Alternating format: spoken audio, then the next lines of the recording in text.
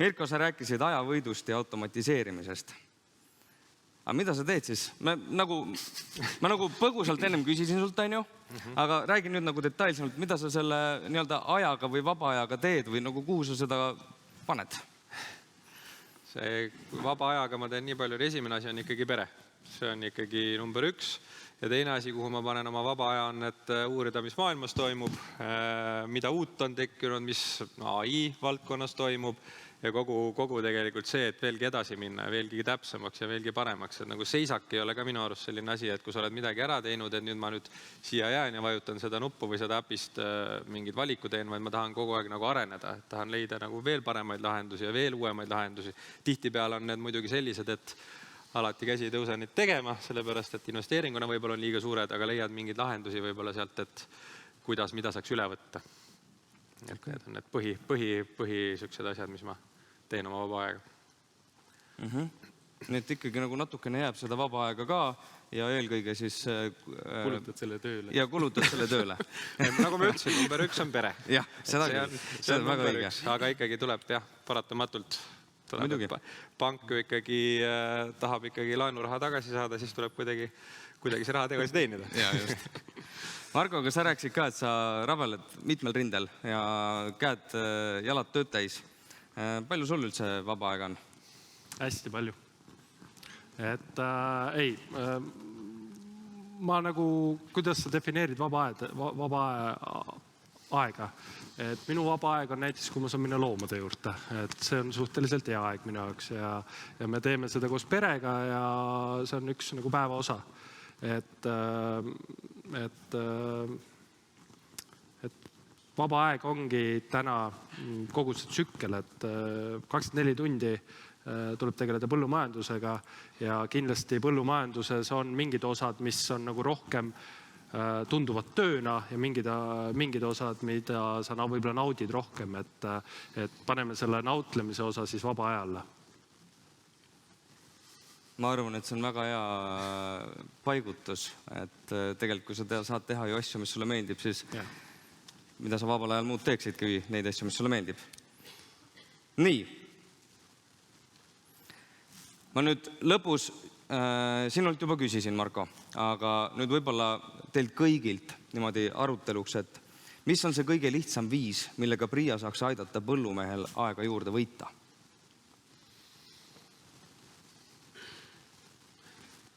Näiteks Taavi, jah? Ma teen selle otsa siis lahti vastamisel võib-olla võttes kinni ka sellest küsimusest, mis sa enne mulle esitasid ja ka Marko jutust, et tegelikult ma arvan, et number 1 koht võib-olla bürokraatia vähenemine või vähendamine on see, millega me saame nagu tööd teha. Et nagu sa ütlesid, et sul on oma töö juures või ütleme põllumajanduse juures need tegevused, mis sulle nagu meeldivad ja mis tunduvad rohkem töö. Ma natukene kahtlustan või kipun arvama, et see nii-öelda andmete esitamine on pigem töö. Pigem on, aga kui toetused tulevad, siis on nagu... Okei. Aga ma arvan, et see on võib-olla PRIA poolt vaadates see nii-öelda number 1 koht, kus me saame kaasa aidata selle nii-öelda ajakulu vähenemisele. Ja just, et minul on... Ma ise otseselt nende andmete sisestamisega ei tegele, selleks ma ei taha öelda, et ma kardan ise päris palju asju sisestada, siis on mul selleks on inimene, kes siis tegeleb sellega, kes on sellega tegelenud ja kes teab, kuhu välja võib millise komakohaga numbri panna. Et kuna seal eksimusel võivad tihtipeale olla päris suured probleemid, siis ma ütleme nii, et ise ja kõike, samamoodi nagu ennem ütlesin, et kõike ma endale selgeks teha ei taha, aga ütleme, kui sa tegeled klassikalise põllumajandusega, kus see andmestik ja kogu see süsteem on oluliselt laiem kui minul võib-olla, et siis on veel mõistlik ikkagi endale see asi selgeks teha. Okei. Kas sul on äkki, Mirko, soovitusi ka klassikalise põllumajandusega tegelevatele inimestele oma vaatevinklist, et kuhu poole nad võiksid ka nagu mõelda, nii palju kui sa kõrvalt oled näinud, et mida saaks automaatsemaks teha. Ja Marko, sa ka siis mõtle, et kas sul on näiteks mingisuguseid ideid juba, kus sa tahaksid liikuda, et aega juurde saada?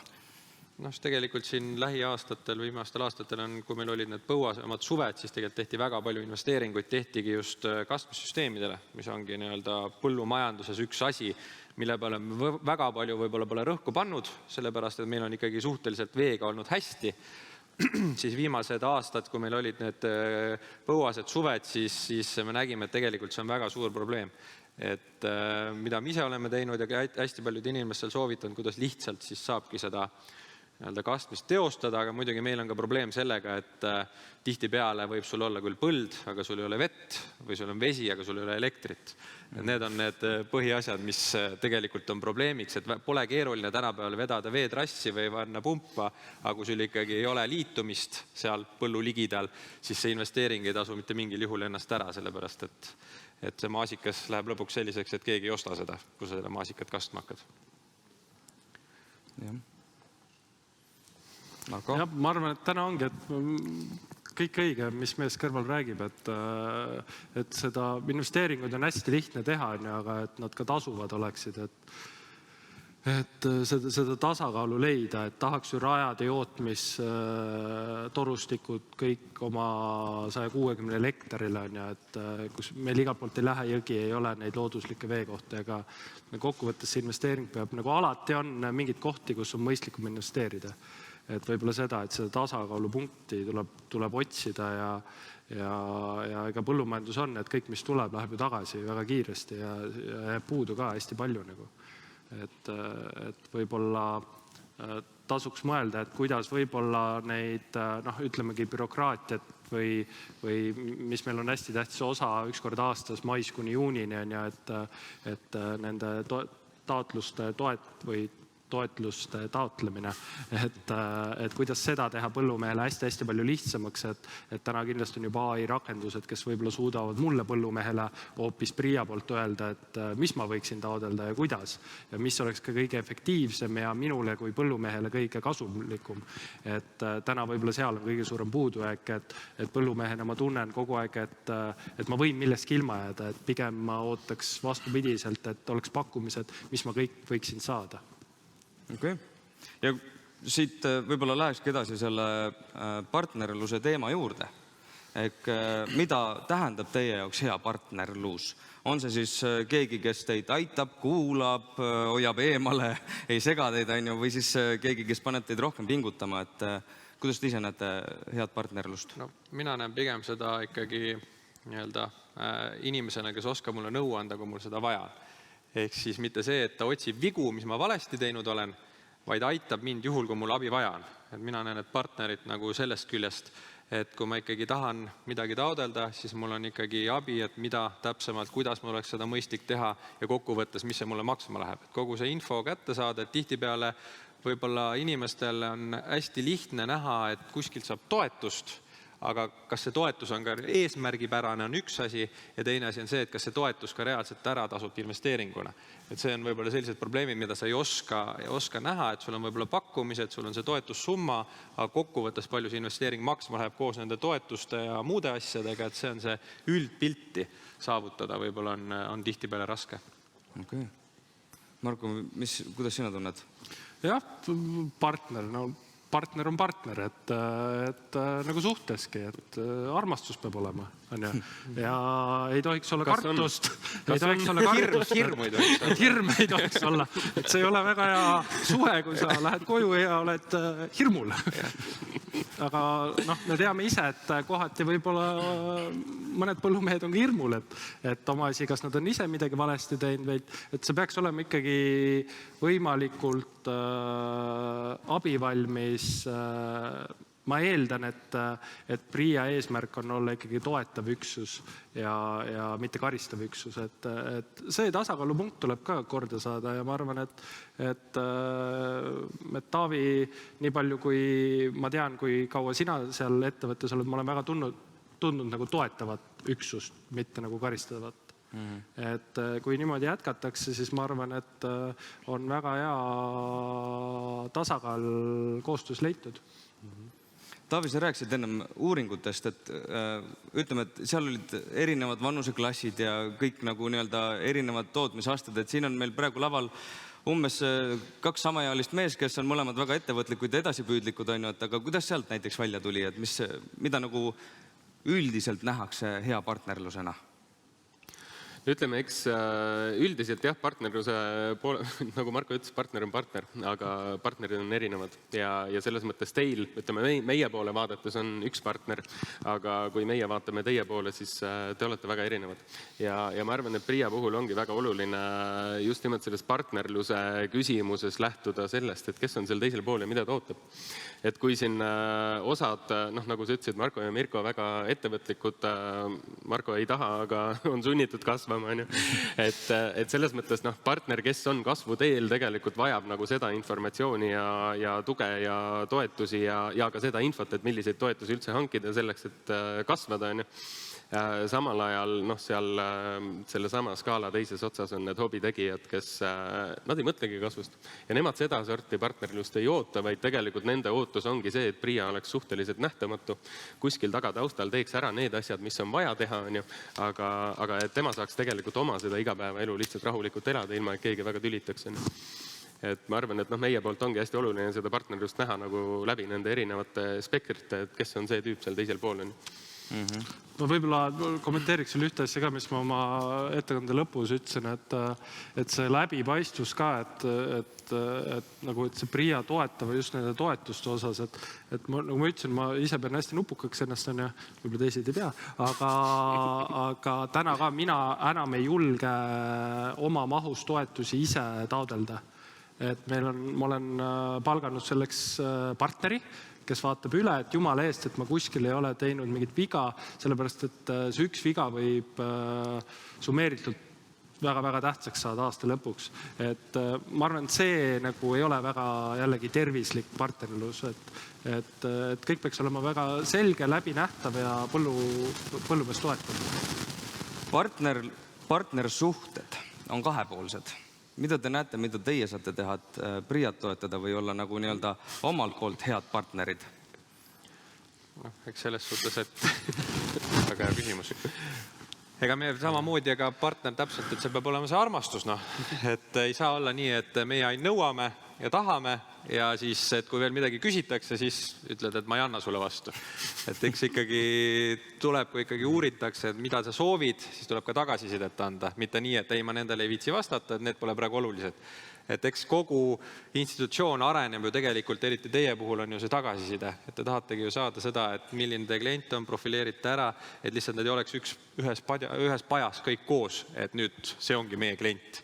Et mina näengi, et kui meil ikkagi midagi kuskilt küsitakse, kutsutakse, et siis tuleb ikkagi ennast võimalikult palju kaasata, sest see on täpselt sama on ju ka tegelikult valimas käimisega, et kui sa ikkagi valimas ei käi, siis ei ole ka sul õigust midagi väga kritiseerida. Et mina näen, et see on nagu sama.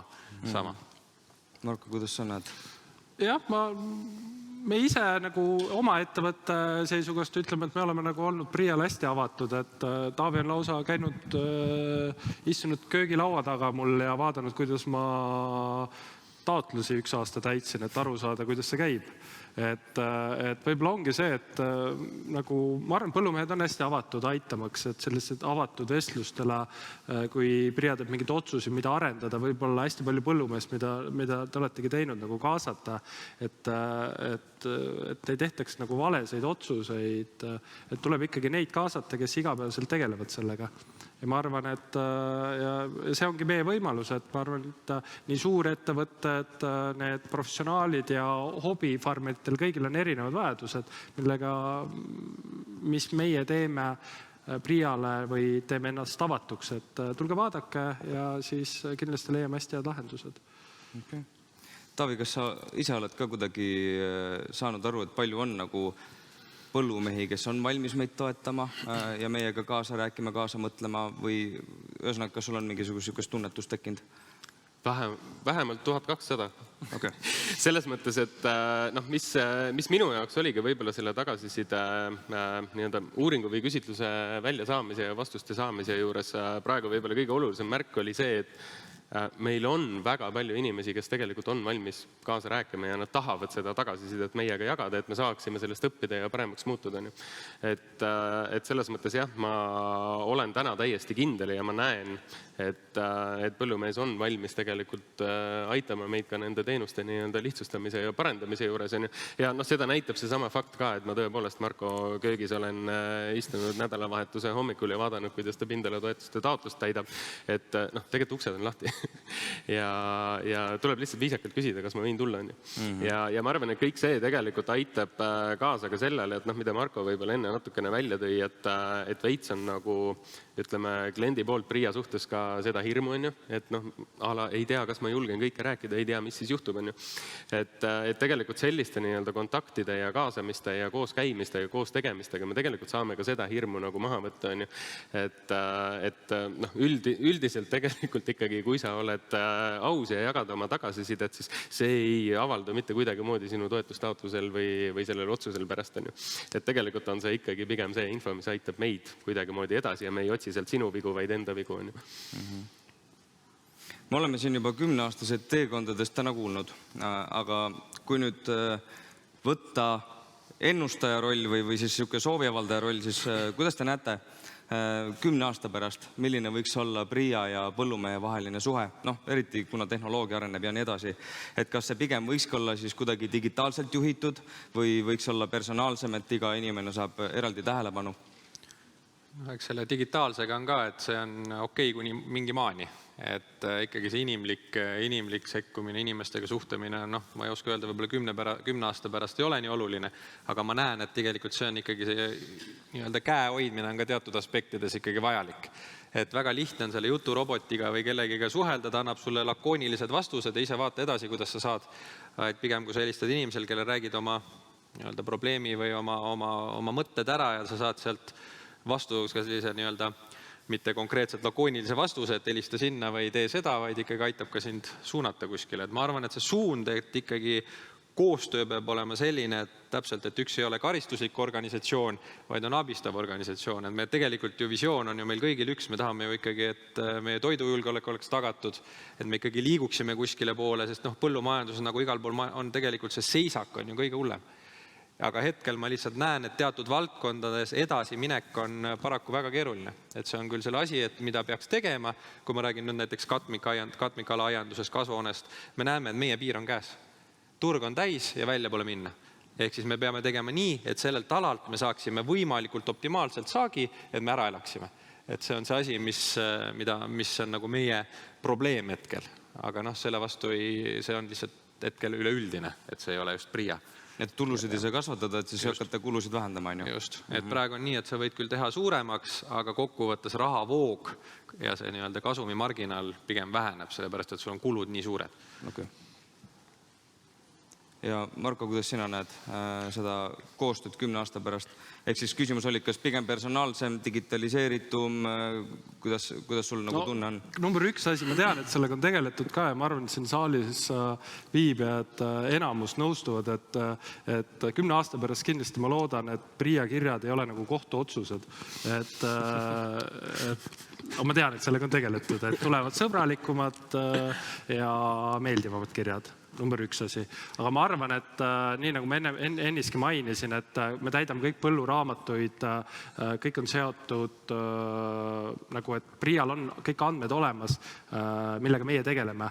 Et ükskord aastas võiks mulle tulla lihtsalt kiri PRIA poolt, et nüüd kinnita ära, kas sa soovid neid maa-alasi, neid toetusi, tahad sa midagi muuta, üks klikk ja on asi tehtud, et ta peab olema niisugune põnev ja arendav ja ma arvan, et PRIA liigubki selles suunas praegu. Et 10 aasta pärast ma arvan, et kõik see suhtlus ja asi on tunduvalt parem ja tunduvalt põllumehe sõbralikum või toetavam. Arengukavas Taavi äkki kokkuvõte, et kuhu me siis tegelikult sõuame? Aha. Okei, sinna poole sõuame. Ma võibolla seoks selle natukene veel eelmise küsimusega ka, et see digitaalne versus personaalne, ma leian, et üks ei välista teist. Ja ma arvan, et see 10 aasta pärast tulevik ongi selline digitaalselt personaalne. Et nii nagu Marko tegelikult ütles, meil on olemas mingid andmed, me saame neid andmeid kasutada läbi nende andmete me tegelikult saame sind paremini tunda ja sinuga personaalsemalt suhelda. Et ma arvan, et see ongi nagu tegelikult see nii-öelda tulevik, kuhu poole me nagu liigume, et seesama digitaalsus tegelikult võimaldab meil olla oluliselt personaalsem kui täna, sest rääkides kas või nendest samadest, ütleme, otsustest, jälle jõuame nagu sinna, et täna need otsused ei ole personaalsed, nad on massotsused ja teatud mõttes see ongi mingis mõttes see nii-öelda vundament või põhjus või tuum, miks nad natukene sellised ümber nurga on ju.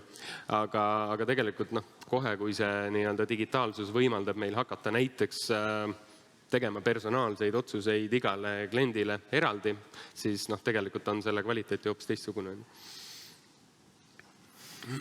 Võib-olla räägiks korraks trendidest ka, et kuna siin sai öeldud ennem ka, et PRIA inimesi on palju, et mis trendid praegu põllumajanduses on ja millele peaks PRIA panema rõhku või fookust, et mitte siis nii-öelda põllumeestest maha jääda?